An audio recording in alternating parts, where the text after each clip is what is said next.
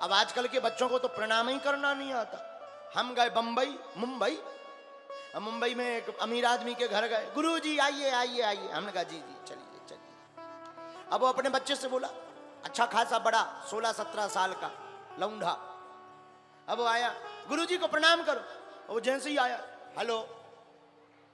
हम कही ठटरी के बारी, हेलो। हम आगे के लगे क्रिकेटर है, मूढ़धर पांव पर। बोले ये क्या होता है? हम कही तुम्हारी ठटरी। हमें बड़ी गुस्से आई। हमने कहा बताओ। हमने उसके बाप को समझाया, उनका बताओ तुम में इतने संस्कार हैं, लड़का में 2 गुना नहीं है। बोला गुरुजी क्या करें, ये अंग्रेजी स्कूल में पढ़े। हमने कहा क्षमा करिए, पढ़ाइए जरूर अंग्रेजी, लेकिन बोलने दीजिए उसको संस्कृति। बच्चों को पढ़ने अंग्रेजी दो, लेकिन मूल में हमारी संस्कृति छिपी रहने दो। और हमारी संस्कृति जितनी सुंदर है भारत में, उतनी सुंदर दुनिया में उतनी सुंदर कोई भी संस्कृति नहीं है।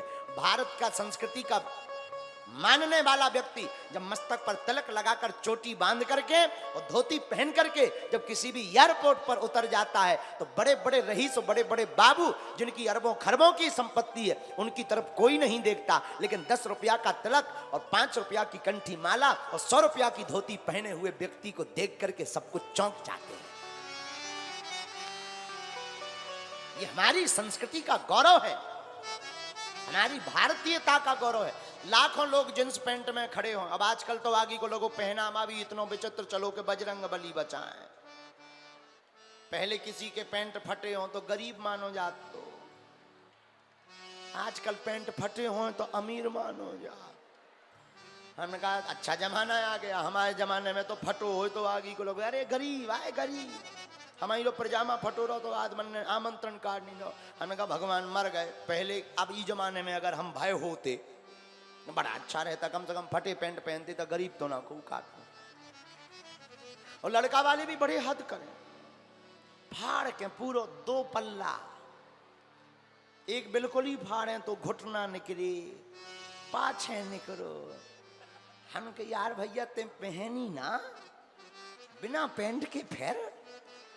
हमने एक लड़का से पूछी, हम की एक बात बताओ। बोले जी गुरुजी।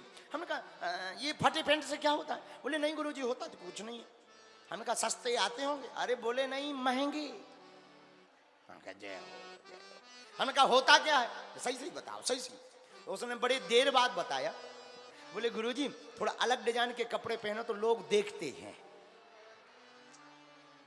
हमने कहा बहुत अच्छी बात। हमने उसके कान में एक बात कही। बोले हमने कहा बेटा एक बात बताएं, लोग तुम्हें ही देखेंगे, दूसरा कोई देखेगा ही नहीं, किसी को नहीं देखेंगे, गारंटी है हमारी। बोले क्या? हमने कहा बेटा बिना कपड़ों के फिरो, तुम्हारे अलावा अगर किसी और को देखें तो हमारा नाम मिटा देना। बोलो सीताराम, जोर से बोलो। हाँ अब ये बिना ही कपड़ों के घूमो, जब लोगों को दिखाने के लिए ही अगर तुम ऐसे पहनते हो। क्षमा करना, हम पैंट के विरोध में नहीं है, हम पैंट की डिजाइन के विरोध में नहीं है, लेकिन हम तुमसे प्रार्थना करते हैं आप अपने बच्चों को खूब पैंट पहनवाओ। लेकिन रामनवमी आवे, हनुमान जन्मोत्सव आवे, नव दुर्गा होवे, दीपावली होवे, होली होवे, तो अपने बच्चों को धोती कुर्ता पहना करके बाहर निकाल।